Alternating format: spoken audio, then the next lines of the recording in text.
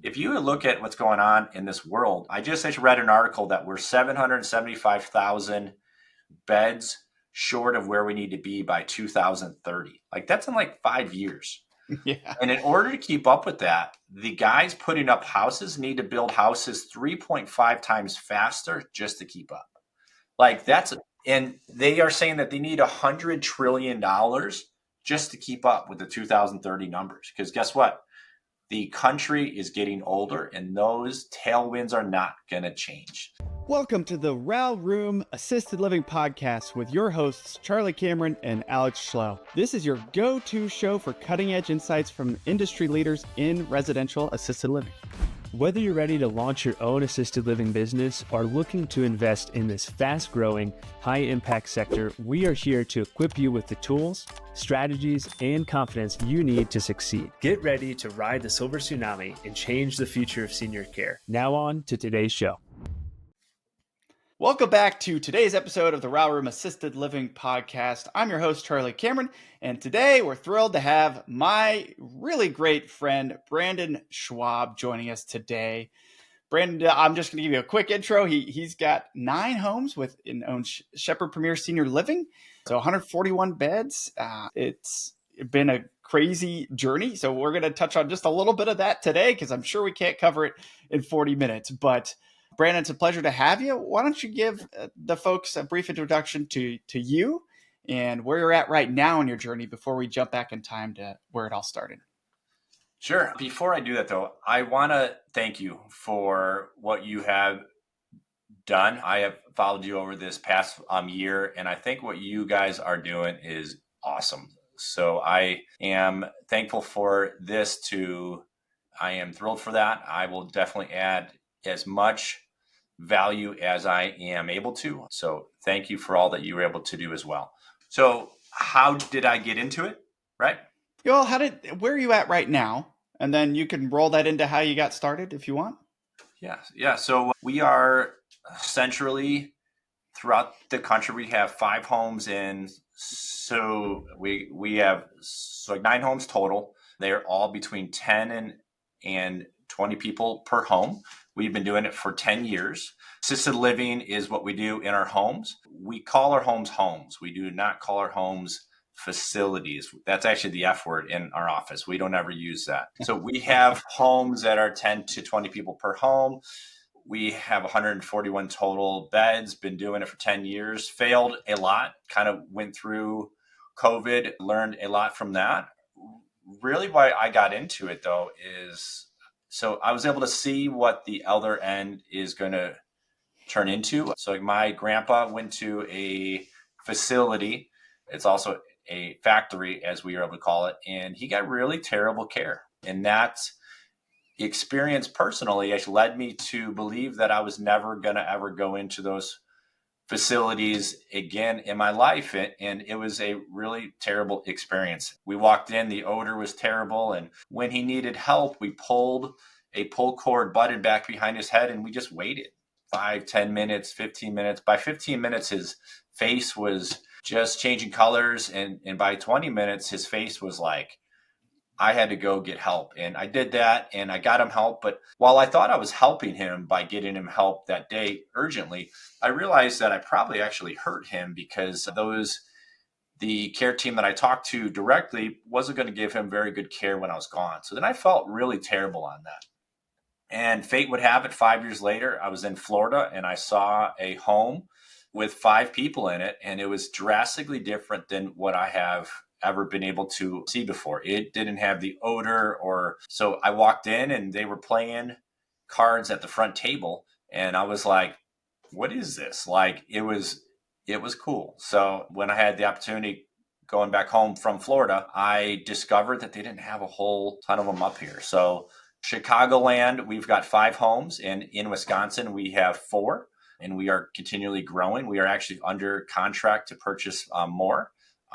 Pretty excited of kind of things that we've got going forward, but we're definitely expanding in this particular field of 10 to 20 folks per home. We do AL and also MC as well. So like memory as well is probably about 30% of our homes. I'd say about 70% is going to be like more AL type care. Thanks for that overview, Brandon, and really excited to see your progress. Really excited to have been a part of that. Brandon gave us the opportunity to raise money for a couple of his homes, and it really challenged us because we'd not raised that amount before. And we're now equity partners in a couple of his homes, and it's been really just a blessing. And we really appreciate you for that. It's really cool to be able to partner with you and help be a part of that path Right. of growth that we know you're on, and your incredible vision is amazing. But I Thank you. want to back up to I started in traditional and other types of real estate investing and kind of realized, well, this is going to take forever.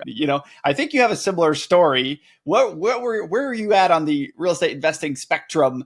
And how did walking into that home and the financials there kind of change things for you?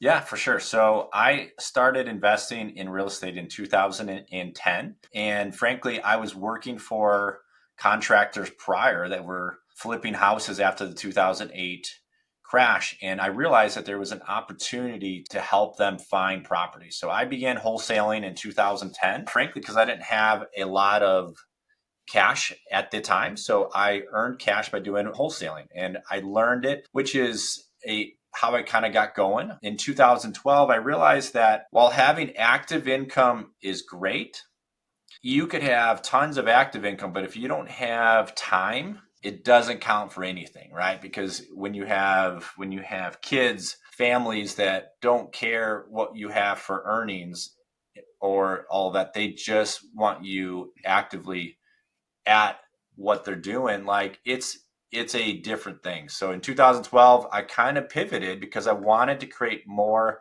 passive income, right? I went out to Fortune Builder out in California. And so it's like, all right, cool, let's go. And I started building a portfolio from 12 through 14. And I did it creatively, right? And I put people in homes. And I really thought I had a good thing going. We were growing. And one of the things that Fortune Builders didn't tell me was like, what happens when tenants don't pay you or they leave or when their kids clog all three toilets and they finished like and you have to evict a person with like backed up systems into a finished basement. Like they didn't tell me that part, right? They told me how good it was and easy it was. And you did this for 30 years and you're like taken care of. And what I realized is, Charlie, is like I had to change who I was to get people to get me the income from we ended up having 23 folks total, right? We had 23 tenants in 23 homes. And what I realized is when they couldn't pay me, that translated to other issues. And what I realized is I had to change who I was to get them to pay me on time. And I didn't like that internal part having to change because that wasn't who I was. And when they had kids, I was particularly easy because I had a heart for kids. And I was like, all right, fine, pay me later, later, turned into owed $10,000 of rent. Yeah, And yeah. she got evicted and her kid clogged all three toilets with toys. And I remember going home that day and when we did the eviction and I did it all myself. And I remember coming home that day and my son was like, hey, Dad, can we play catch? Like the most innocent thing a kid can ask his father, right? And I'm literally like covered in like just crap. Like it was terrible, right? And so I was like, no, Jeffrey, today's not a very good day. Like, I promise we will play tomorrow. And he's like, Dad, like he just kept just going. And then like so I said, Jeffrey, stop. Not today. And his face like went blank. And what I realized was it was that moment that I said, who the hell did I become? Where I thought I got Mm-hmm. into this business to have time freedom and all this with the kids, and I couldn't play catch with my son.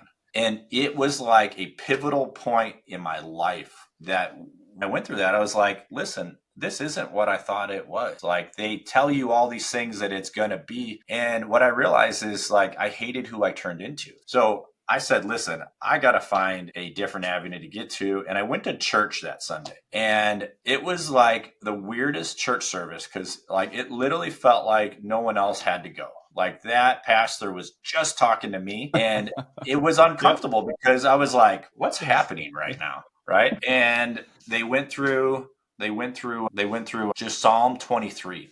like verse by verse by verse. And it was like impactful. So after that, we went down to Florida, and that's when I got eyes open to all of that. But he opened up the eyeballs of how I could create the income that I was looking for to have time freedom that I could be active at home. And that's really how I was able to get into this was to do things to have time freedom at home.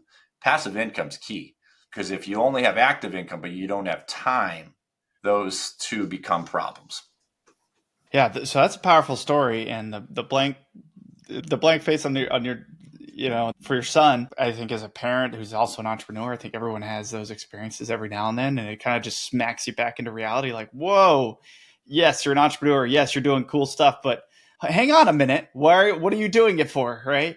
And you're a family man, and it's obvious how important that is to you. And it's important to kind of keep your goals grounded in reality and make sure you're doing things for the right reasons, right? And Sure. to your point, buying a bajillion rentals that maybe cash flow $100 a door is a tough path to get to quote unquote freedom, right? When in residential assisted living, if done right, one home can print what most people would consider financial freedom. Not true passive income, but financial freedom, and you can hire staff. You've done excellent at that. I mean, how many people work for you now? We have 85. 85. Okay. So you're hearing it, folks. Brandon can support an 85-person staff and has the freedom to do what he wants to do, and is continuously growing wealth and income, but he's at every softball and baseball game for his daughter and his son. So, Yep. Ladies and gentlemen, it can be done, even with 9 homes.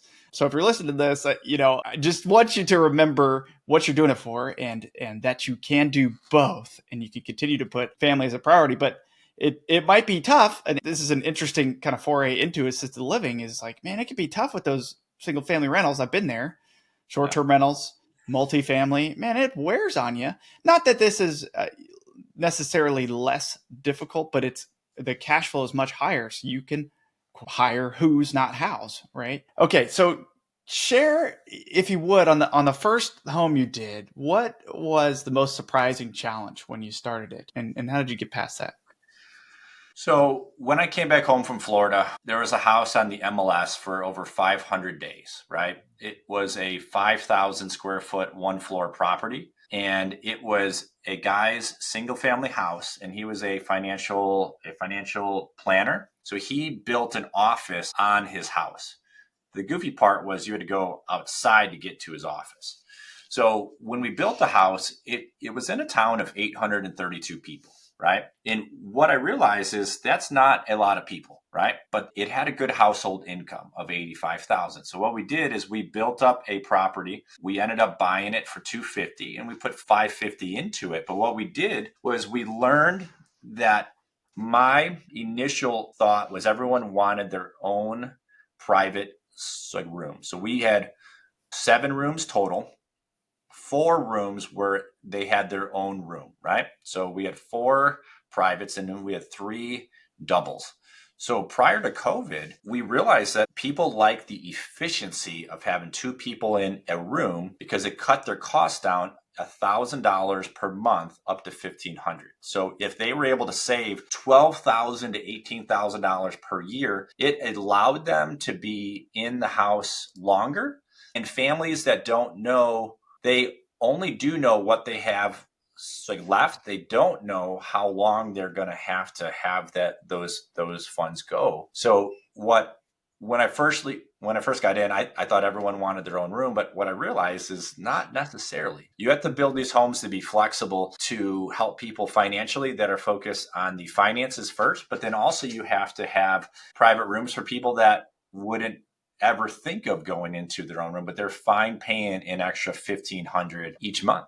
So that was really interesting. I learned that curve over time, and then we built houses. And what was interesting is it kind of pivoted during COVID, right? So that concept, I've got a property that we built 9 rooms, 7 of them were doubles. So we kind of went the opposite end extreme.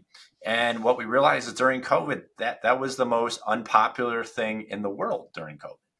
So to have a healthy balance in doing things like that is a valuable lesson to be learning that frankly was a really expensive lesson, right? What I thought was wrong initially, but then it changed. Now it's changing back where people are like, hey, she has 150,000 and I don't know if she's going to live 2 months, 2 years, or 10. How do you get the $150,000 to last? So Yeah. that was one of the upfront challenges that we had with that first property is we had 7 rooms and we put $800,000 into the house, but when it appraised at over 1.8 million, we said, all right, it's all good, right? Yeah. And that's when we opened up home 2 through 5. From there is we learned it the hard way by just trying things, right? And Mhm. when you're learning things the hard way, things go good when they go well, but when they don't, they're oftentimes pretty costly errors. And for folks that don't have the active time to put into opening up their own homes, there's opportunities that you could be part of it by using what you do have to help get you back some time freedom as well. So quite a few of our doctors were in their chair working 5 days per week. But by investing, it has allowed them to cut back to 4 days per week, 3 days per week. They can be active at home in present. Because if you're working 5 days per week down to 3, it gives you a lot more time to travel and do things like that. So there are going to be opportunities that, like you guys, you haven't done this part yourself, but you use what you had available to you guys and you put a fund in place and now you're part of it because you earned that. We couldn't do what we do without you, Charlie.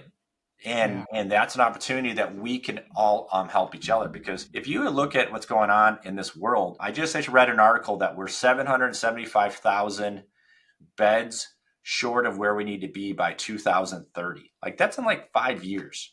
Yeah. And in order to keep up with that, the guys putting up houses need to build houses 3.5 times faster just to keep up. Like and they are saying that they need $100 trillion just to keep up with the 2030 numbers. Because guess what?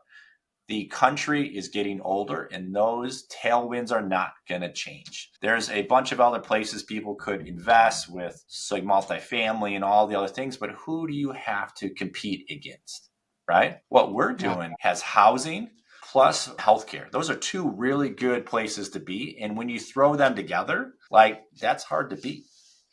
Yeah, So demographically speaking, the writing is on the wall. We can all go look at it, and you'll know that not only is demand higher than supply right now by at least 1 million beds, and if you look at the data, which I've dug deeply into, it looks much worse than that to me. But it's going to get much harder because the population over 85 is going to double by 2040. I probably say that every episode, but I want to let it sink in for a minute here. There's not enough assisted living.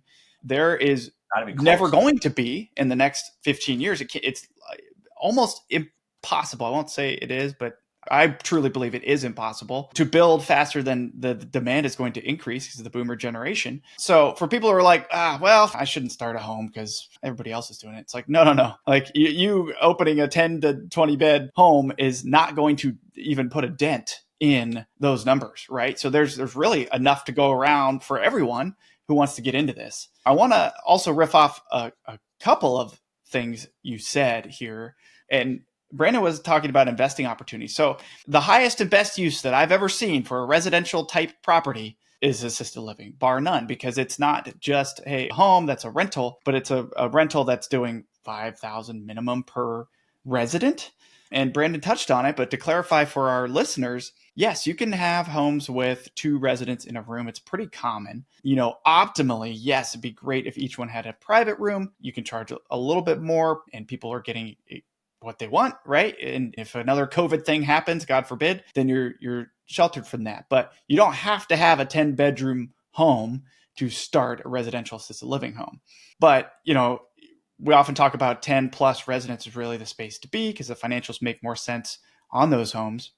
And because the financials make so much sense, there's a huge opportunity for investors as well. Because, for people who are like, I can't get started, but I need money. And people who are like, I'm too busy, but I have money. Holy smokes, let's connect, right? Go to our website, we'll connect you. And it's an awesome opportunity where everybody gets to win together in this space, and done with the right operators such as yourself, It's a huge opportunity, right? Like, okay, you have a decade of experience in 9 homes. Brandon knows what he's doing, right? And that's why we were like, oh, no brainer to raise money for a couple of his deals, because we believe in what you're doing. We believe in your aptitude for success. So for everyone listening, man, you should look at the numbers that we are projecting for our investors in these deals. It's insane. And you can't get that anywhere else, right? Like, yes, you could go invest in like a syndication fund, and maybe you might get 20% on multifamily. Maybe. Hard to do right now with everything that's going on in that sector. Particularly right now. But man, yeah, we're talking about what is going to be the fastest growing demand sector. And so, resident rates are going to go up. Yes, these smaller assisted living homes are going to become more prevalent, but not nearly at the rate that seniors are aging into the need for them. So sorry to just kind of hijack the podcast, but I wanted to touch on a lot of those really good points you mentioned. Well, the thing that you were able to do right there is key. Is folks that are on here are going to fall into one of two different camps, right? And what you guys do is going to help each of them, right? And that's really cool, because those that want to learn, yes, there is such a need for good quality care. Because let's talk briefly about what a typical facility is in this country. How we care for folks in this country today is disgusting, because the people that own them have a caregiver to every 20 to 30 people. That's why the odor is what it is because you don't get good care. So quality care is always going to be needed, right? So in our homes, which is why we call them homes, we have one caregiver to every 5 to 8 people. We do that. That gives you 400% better care, because you have less people to care for. It is plain and simple, right? And with that being the case, like, that's what's out there. When people begin to learn, and through what we're doing together in this group, people are going to come together and learn how to do it and help each other. The general public is going to learn that this is an option, and it's going to become more prevalent. But like I just said, it needs a $100 trillion of capital is needed to keep up. So investors need to quit looking at other places and go, I need to look at senior living. And one other thing I'll tell you is, do you know, and so I don't know, Charlie, if we've talked on this or not, but do you know I've got a Q1 teen comparison, a chart of the top ROIs on asset class that goes 1 year, 3 year, 5 year, 10 years. So I wanted to look at 10 years, because 10 years included the 2008 crash, right? So from 05 to 2015, senior living outperformed apartment buildings, industrial, the S&P, office, and retail by 6%. But our country forgets, because it's been over 10 years, we tend to forget everything that happened beyond 10 years ago. That literally just happened. 2008 was able to teach our whole that this asset class outperformed them all by 6%. The S&P, apartment buildings, office, industrial, like retail, all of them. It gives you clues of what's going to happen next. And why I feel that it did what it did is, when people need this type of service, they don't need to find that cash. They typically own their own home, free and clear. They have cash. It's older money. And when the kids are in the office every day, they can't take care of them. They have to go somewhere. So this is going to be needed. But here, do you also know that the oldest baby boomer is, Charlie? They're coming. Yeah. And when they get to 80 plus, and 7 out of 10 people in the country are going to need this care before they pass. Baby boomers are a little different, though. Like, baby boomers control a large population of our country's wealth, but they also are used to being pampered, right? So these home concepts where you offer great care is going to be needed. And guess what? When the country figures out that there's two options of a home or a factory, what do you think they are going to choose? So at home. It's a no-brainer. Right. But here's the issue is, if you don't know that this is even an option, and you think that you can only go to these places, we must come together as a unit and teach people collectively that this is the future of the industry. And now, Charlie, when 2030 comes, we are all going to think back and say we should have gone harder, faster, because there's people that we cannot help because we don't have Yeah. room. Yeah. Like Yeah. that It's is like, on us. have you seen that meme where it's like a kid swinging on the playground at like 4 years old, and it said, "Here's me looking like an idiot in preschool when I should have been buying real estate." Right? Like that'll be us in 5 years, going, man, we should have went even harder than we are right now. For anybody listening, like this opportunity is going to get incredible over the next 2 decades. Okay, just go look at the demographics. Makes a ton of sense. I'd like to ask you a tactical question or two. One of them is, and we've talked a lot about money, but when you first got started and you bought your first home, how did that look in terms of financing and funding? How did you go about that and being able to open it financially? Good question. So when I was wholesaling, I learned that when you don't have cash, you can get deals done, but you need to be a little more creative, right? So I did a lot of traditional so we did owner financing a lot, right? I love owner finance deals. I learned from some really good people that kind of taught me how to do the owner financing. And do you know, when I bought owner financing deals, the highest interest I ever paid is 1.5%. That doesn't even make sense. There's a thing that I would teach you called price or terms. Pick one. Mm-hmm. When a person is looking to sell, they usually want one or the other. And what I realized is I didn't have cash, so I needed to be creative. So I'd say, hey, I will give you your asking price, and I will pay you $5,000 per month for 120 months. And on the 121st payment, I'll pay you $600,000 or $400,000, whatever. So what they saw was, I'm going to get $5,000 for 10 years each month and then get X at the end. Sure, done, do it. Where did I talk about interest in there, Charlie? Nowhere. Didn't do it, right? So when I sold some of our properties, I had some cash, but what I realized is I didn't have enough cash. So then what we would do is we would find local people and we would partner up and we would figure it out. Because what I realized is a lot of doctors loved what we did because they realized the problem with healthcare. They are in healthcare, they have extra money, and they're like, senior living's broken. There's a major problem, and they know it. And when they heard what we're doing, they're like, yes. So that's kind of how we got going, is we would do owner financing to carry for the bulk of the purchase, and then the dollars to fix it up and the cost to carry. We would offer opportunities for investors to participate with it because we couldn't do it without them.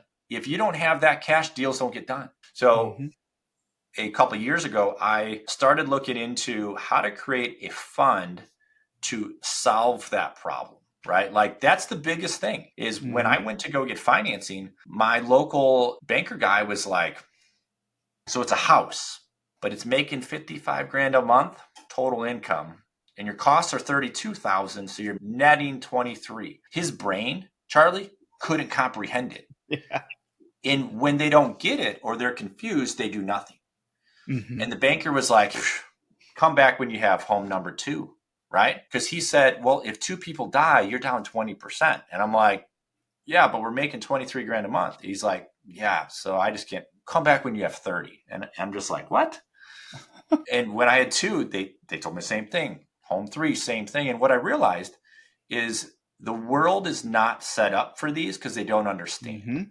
It's a problem of, and I love what you guys are doing because you're helping uncover it. And I really am thrilled to be part of what you guys are doing because you're helping teach people that these options are out there, right? And when they know that these options are out there, financing is going to get easier. When I did it 10 years ago, it was super difficult. So you needed to be creative. So a lot of people, what I realized, Charlie, is a lot of people analyze and they're waiting for it to be perfect.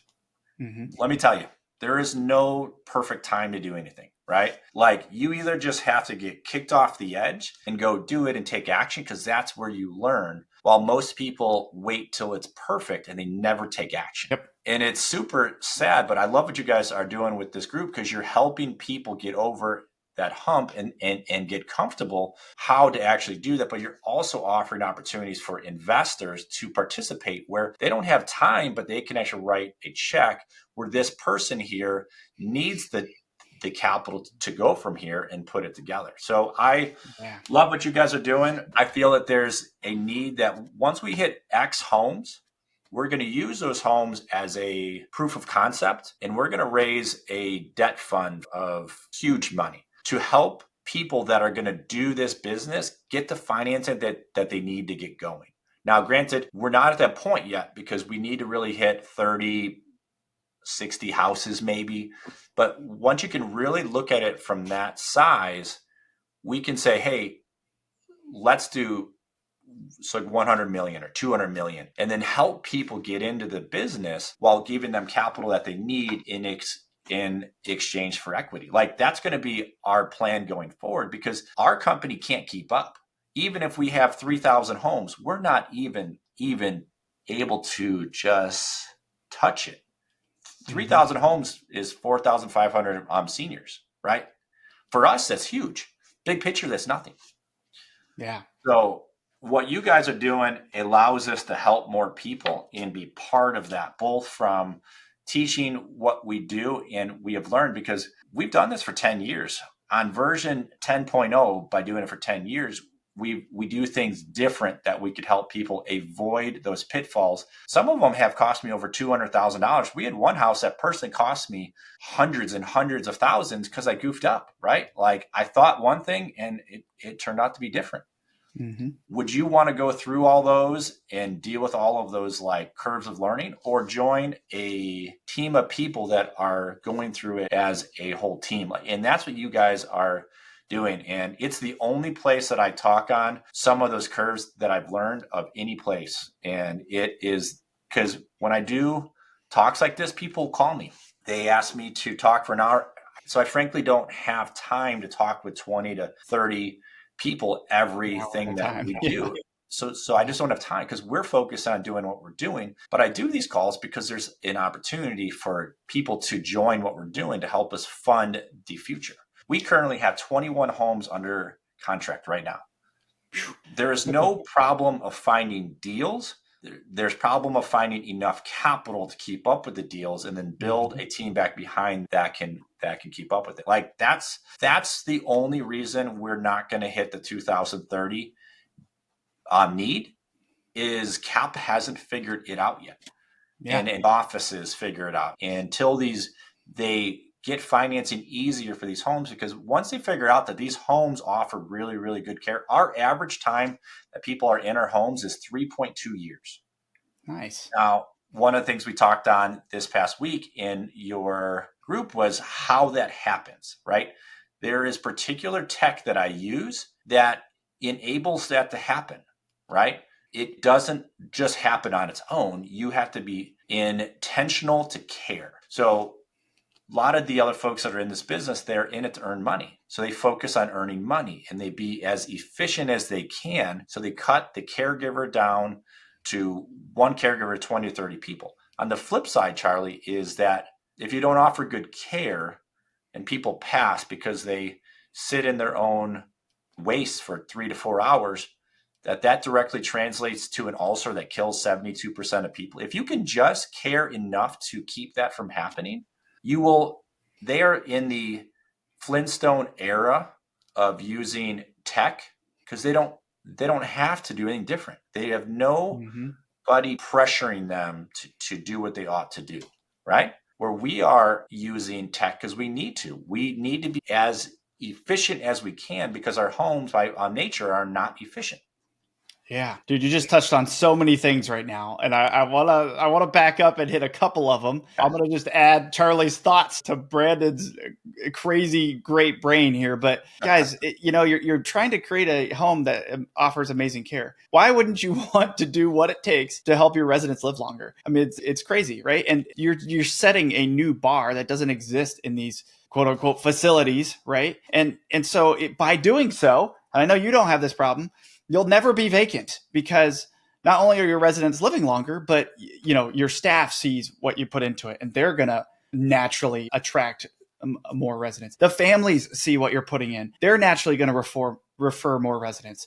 Anybody you network with in the community or in medical facilities or wherever, they're going to see the amazing service you're providing, and you'll just continue to have a wait list, which is exactly what you want. It goes back to the go-giver. You and I talk about this a lot. It's all about providing value to the people you serve. In this case, it's the residents and your staff, and the rest will come, right? The money will follow that. So stepping back a second, a mastermind. You mentioned a mastermind, and it's a place that you have talked on a couple of times, which we're super grateful for, because everybody loves it when you come chat, because you've done so much, you've seen so much, you have so many good tidbits to share. But the beautiful thing about a mastermind is that you talked about action and how people won't, they'll wait for the perfect thing. We're going to force you to take action in the mastermind. We're asking you every week, what are your goals? At the end of the week, I follow up. Did you do the things you said you were going to do? We put you in accountability pods, smaller groups with fellow entrepreneurs doing the same thing in their own markets to meet weekly, talk about goals, hold each other accountable, and to force you to take action, right? And then the other piece of that, I'm sorry, I've just talked about so much. I just want to hit on it, right? The financing piece. And you're right, it is hard. It's not normal yet. And the confused mind says no with a lot of these banking opportunities. And the big, the family offices, the big investors haven't quite figured it out yet. I think pretty soon people will learn about it. But that's exactly right. We have to provide those financing solutions currently, which is what we did. We formed a fund. I know you have a couple too, to help bring money to members of our mastermind that are like, hey, I want to do this thing. I can't quite fund it all myself. Can we bring some investors? Yes, absolutely. It's a perfect pairing. I want to say that we did it all intentionally, Brandon, but it kind of all just happened by, I don't want to say accident, because you got mad at me last time I said it was an accident, but it just kind of, things worked in the way it worked, that we ended up in assisted living, and that we saw a need for a mastermind, and that we needed to raise money for deals, and that now here's where we are, and we're totally focused on it because it makes so much sense to focus on it. Like, this is an incredible model, and it's going to just continue to grow. Well, so like one thing I can tell you that I told you guys up front, what you're charging to be in that group is for what you give in value for what you're charging is such a crazy deal that I told you up front it should be 10 times that. Like, I know.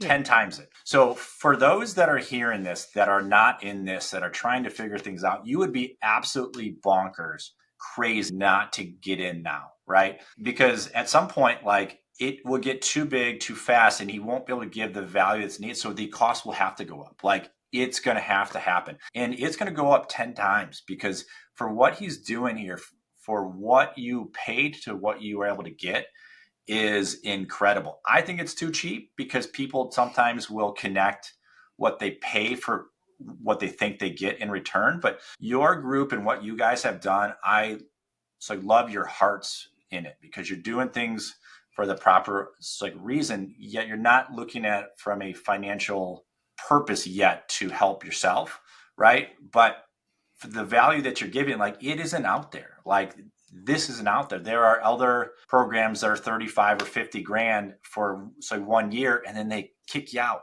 right? And I love what you're doing, and I really want to be part of it because I view it as the only way our country is going to have a chance to keep up is if we come as a unit and work together.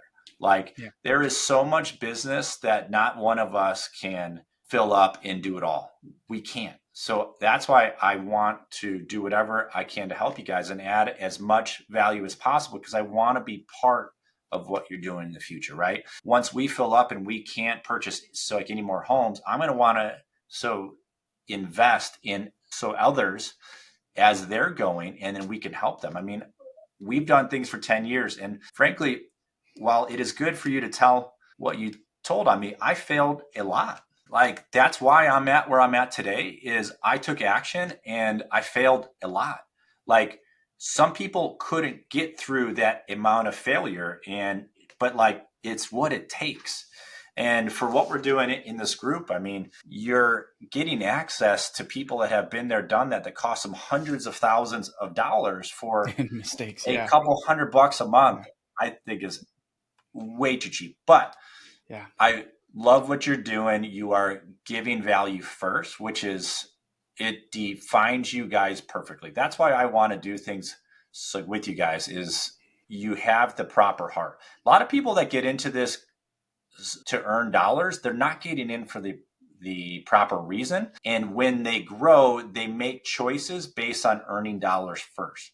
Like you were able to say, when you do things how they ought to be done up front, the funds will follow. You'll earn dollars. I mean, here in our first house, our Hey there, sorry to interrupt this episode, but I've got a question for you. Do you want to share in the wealth and incredible returns from the highest demand asset class in real estate without the hassle of doing it all yourself, or at least not yet?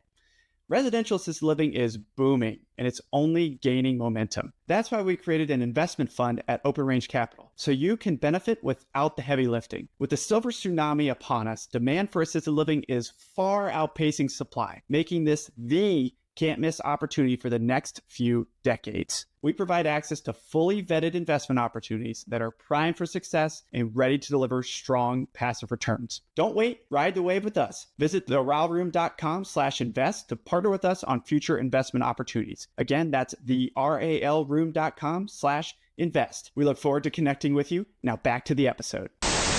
So I talk about things of pigs. Now, pig is a passive income goal. So like my pig was $10,000 per month, right? I said, if I earn $10,000 per month, I can be active at home because I have the income to cover costs, right? And what I said is anything over that, I would reinvest back into the business so I could continue to grow. My first house, I doubled that. So we did $20,000 per month in our first house. And frankly, I had no clue what I was doing. Like we figured it out, but I took action and I failed, then I learned. I took action, then I failed, then I learned. But like there wasn't this course available at the time that I could afford because I couldn't afford 35 to 50,000. And there was one dude doing it and he was really, really good at it, but he isn't here anymore. And at the end of the day, like the future of this industry is going to be tied to a group that can come together and really put us on the earth. And I want to be like the first one out there. I want to be the first one coast to coast that has, 300 to 3,000 homes, right? Like today it feels crazy, but if you look at it, like it's literally right there for the taking. And yeah, it's incredible. Dude, yeah, and you're gonna do it because I've seen your plans, and you've got the craziest, most incredible vision, and I can't wait to see it. It's gonna be amazing. And to go back to the first day where I went to that church, right? That church service was so weird because he was talking directly to me. I got chills the whole time. I just got chills again because like it feels like there's purpose. Mm-hmm. There was something that I was missing that I needed to see. And when I saw it, I think he just knew that I would take action and go figure things out. Now, Shepherd is intentionally called that because of that church service. Psalm 23 is when a shepherd's job is to take care of its flock, right? Mm-hmm. But like if any one of them are able to take off, it will go after that one and it has to fight off like wolves, right? Wolves are out there in this world today. Our job is to protect people that are in our homes and help them answer questions like where are they going to go after earth, right? We intentionally partner with church pastors because that's an eternal question, right? But do you think God had a plan for that? Because we had a heart up front that was our top KPI, tracking people that are in our homes that pass. Have they answered the question? And that has purpose. Like that has bigger purpose than just like earning money. Did you even know that? No, that's the first time I've heard that. So that's incredible. So I don't talk on it often because during COVID we weren't able to go in there. So our first person that I couldn't answer the question was during COVID. And our heart has always been towards that. But we talk about it enough with the heart and the three houses, and Shepherd is a hint at it. But like, I feel like doors have opened intentionally when we needed people to help us at those times to continue what we're doing. And with us having 21 homes under contract right now, like, I don't know how or where that funding is going to come from, but I know that God's opened up doors for us and he's had the right people every part of the way. And when we have 30 houses, Charlie, it's a little different of a thing. 30 houses at 60,000. Now financing will go, oh, you're grossing 1.8 million a month at a 30% profit margin. Okay, come talk to me. Yeah. Okay, thanks. Yeah, buddy. that'll open some crazy doors, right? But doors that were always closed before. But that's what I'm saying, Charlie. We do 30, we take off financing, and then we pull out the equity because the end financing, Charlie, is really attractive, like HUD product. And the HUD product is a 35-year perm financing that will go up to 85 to 90% LTV. So we go build 30 homes, you get 85% of what they're worth. We have more dollars than we would know what to do with. So we are looking for opportunities to help other people as well. So yeah. and it all comes from serving the residents, and it's beautiful 100%. because it's not, people are okay. Yes, it's a business. Yes, we're talking about residential assisted living as a business opportunity for you as an owner or as an investing opportunity as an investor. But this is way more than that. This is a people business, and it's people who are nearing the end of their lives. So there's so much more involved with that hopefully if you're listening, you're jotting some of this down, because it's not just, let me cram some people in a house and make some money. Like that won't work. You will fail. So you do have to, if you're going to get into this business, you have to be passionate about caring for others. I mean, period. Even though you can hire managers, you can hire an 85-person staff like you have, but ultimately everyone on the team has to have that value starting with you. And so that's super, super important. I'm glad you shared that with us, dude. That's incredible. One quick story, and I know that you have to go, is I didn't realize the purpose of what we were doing till an adult daughter asked us the question, did you talk to her dad about where he's going to go after Earth? And when our team answered that and how we answered that, the daughter is always visioned by her dad as the dad's kid, right? So the dad never really gave the daughter credit, although she's 65 years old, right? So he was 85, never really, and the daughter never knew. And when she heard that and she had lost it, like uncontrollable, weeping, was like, it's bigger than just money. Like if you're just here to do it for dollars, you're likely going to fail, because you do choices based on earning money. But when you're in this business and you truly have a heart, that's when doors open, because people can tell that. Even if you act like you aren't in it, people can tell. And those businesses, we either purchase them or they fail, and then we take over their, because they didn't have the right heart. And we talk on it all of the time. And I will be with you in your group for 5-10 years, giving back that feedback of don't get in it just to earn money, because this is a hard thing to do. This is not easy. A lot of folks, I think, undersell how difficult it is. You are taking care of people, and 85, let's be honest, Charlie, it's predominantly females. And when you have 85 predominantly females that work for you, there's a lot of drama that comes with that.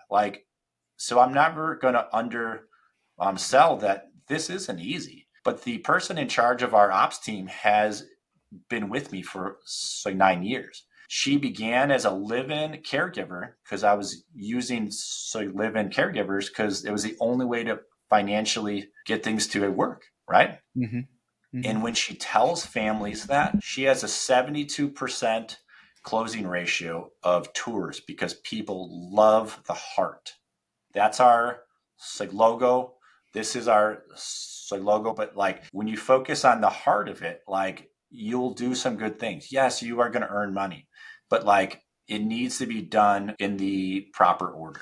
Yeah. So then you're doing it the right way. And that's part of the reason to have a mastermind, so we can share the stories and people understand exactly what they're getting into before they get into it, and then learn how to do the thing the right way and then grow from there. Because if it done the right way, it grows. It's no different than, People may be more familiar with multifamily. Well, you see these big syndicators out there. They go out there, they buy these multifamily buildings, but then they start cutting costs. And you cut costs here and there. And we de-staffed our marketing department. We de-staffed our lease up agent, right? And now we have more vacancy and we're more maintenance, and it becomes a downward spiral, right? And so it's no different. In that case, you have to serve your tenants, and that I learned that lesson from day one. Very first day, I bought 8 apartments. That was my starting in real estate. I went from the closing table where my daughter was 1 month old. I brought her to, and then I went to that apartment building, walked into the basement, and pulled 3 mummified squirrels out of a furnace that a tenant was living in that unit, right? And so from the first moment when I closed that, I knew right off the bat that I'm going to be okay here because I know that I could take care of people better than how they were being taken care of before. And I did. I turned that property around and increased rents and sold it for twice what I paid for it. But that's it. That's literally all it takes. It's not like, yes, it's definitely harder in assisted living than multifamily, but that doesn't mean it's not worth it for the right individuals. Sure. Sure. Okay. Wow. I would love to, we love to chat. I'd love to add more to it, but in the interest of our listeners' time and our time, I just want to ask for anyone listening on the fence about getting into assisted living, maybe we're thinking about other real estate, maybe we're thinking about other investments. What would you say to them? I mean, I would say if you don't have 25% of your portfolio in this asset class, you're crazy. You need to take a hard look at it. Charlie has a great fund that I would tell you to talk with him on. Get involved. Be part of what he's doing because he's doing it how it ought to be done. And if you look at some of the other asset classes, so like multifamily, like guys were buying multifamilies at a 3 and 4% cap rates. Like that's a tough place to be when interest goes up, right? You aren't earning money. Like if you look at what we're doing, just because it's hard doesn't mean that you can't do it. You need to have a tough person that can go through it. And when they're properly funded, they can do anything, right? Yeah. There is such an opportunity that I describe this opportunity to invest as an impact investment because you're going to invest either way. But where can you invest, get good IRRs, but you can also actually make an impact on people as good as what we have here. Like senior living is broken. It needs us to get our things together and put together a group of funds of $100 trillion just to keep up. Because at the end of the day, everyone that's on here is going to have to have this themselves. And when you ask yourself the question, what type of care do you want? Do you want a person to be caring for 20 to 30 other people? Or do you want 5 to 8 in a home with a fireplace there? Like, that's an honest question that if you ask that and really think through that, your answer is always going to be 5 to 8. So while you can invest anywhere, there's so many opportunities, particularly today. Crypto, so many opportunities, but you focus on like what has done well in the past 10, 15, 20 years. Look at those clues and say, it's still broken. Senior living was a top performer and it was broken. Wait till post-COVID. Now, COVID has changed things, right? What we do now is becoming more popular because people are looking for options. When on the East Coast, when they were piling up dead seniors in a closet in a facility because they couldn't actually offer care, that was on the front page of the paper. And the whole country was like, whoa, what just happened? Yeah. Now it's the first punch in the face that industry they've had, and it's opening up doors for people just like us. And we need capital. We can't do what we are going to do without capital, plain and simple. It's not out there. But for investors that hear it and they are at this point, the opportunity is incredible. Charlie has a great fund. I love what he's doing. Frankly, I'm good at the ops piece, and what they've done with your fund in a period of time, you've crushed what I've done, right? So all of us are good at a few things, and the fund piece wasn't our area expertise, but you guys crushed it. So we want to partner up with you so we can continue to expand and grow rather than trying to own everything, right? So for investors, Charlie is your dude. Talk to them. Find out what they've got going on. Family offices, wake up. Like, get into this asset class. It needs to be done. Private Yeah. credit is a hot topic right now with family offices. Family offices are Yeah. It sitting on huge money. It's like millions and billions of dollars just parked in dry capital, which inflation is eating your money. What are you doing? Cash is trash. I heard that from Grant Cardone. Cash is trash because it needs to Yeah, be cash is outpacing trash. inflation. It's crazy, and it's not just big investors that don't know about this. It's everybody. The lenders don't know about it. But I think hopefully through this podcast, through our efforts out there, through our Facebook community, eventually this will become more known and it'll become more accessible, hopefully, for investors. But certainly, we'd love to have you if you want to reach out. You can head over to the ralroom.com, or for Brandon, for Shepherdpreneur Senior Living, what's the best way to reach out to you and get to learn more about you and your company? You could always pull us up on the internet, but probably one of the best ways, like if a person wants to help us and get part of what we're doing, they would join your fund. Frankly, I've been talking about closing our fund down, where like if we can drive all of our traffic to you and have you guys kind of funnel it through your fund, that's the best thing, because we've got more deals than I have funds to close, right? And if I get too into a fund that takes my attention away from what I'm doing, I don't want anything to fall. So I would say if anyone wants to learn more about us, they can check us out online. I'm on, so like LinkedIn is probably the top place to get me. If as a added benefit for anyone that's on here, if anyone wants to talk for 30 minutes, I'll give you it's like my private account where you can book time to talk with me. Now, if you want to ask me for 30 minutes how to like operate properties, I won't take that call.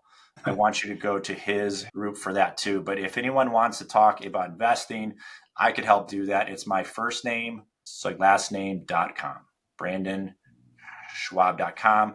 That's the highest value item I could give anybody is time. So, 100% agree. Your time is very valuable, Brandon. So I have to say thank you so much for doing this today. It's always appreciative. I always learn something from you, even though we've chatted dozens and dozens of times now. I always learn something, and thank you so much for sharing with the podcast. I know this will be a great one. Perfect. Well, thank you for all things that you are able to do. I am thrilled to this opportunity here today. Thank you.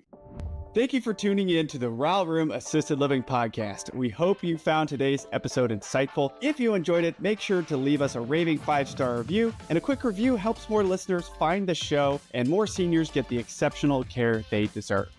And don't forget to subscribe so you never miss an episode. And just so you know, we have prepared some free resources for you to help you succeed in residential assisted living in addition to this podcast. Head over to theralroom.com, that is theralroom.com, to download our free 10-step guide to launch your first or next residential assisted living home, or our 10 reasons to passively invest in residential assisted living ebooks. And if you're ready to take the next step and make real moves in the RAL industry, join us in the RAL Room Mastermind. It is an exclusive community where we deep dive into everything you need to launch and grow your own residential assisted living business. You'll get access to recorded courses, live calls with industry experts, a RAL calculator, resources and tools, like-minded entrepreneurs, funding opportunities, and an expert networking community to help you along your journey. Be sure to join us next time on the Raw Room Podcast as we continue to explore the world of residential assisted living with more great guests. See you then.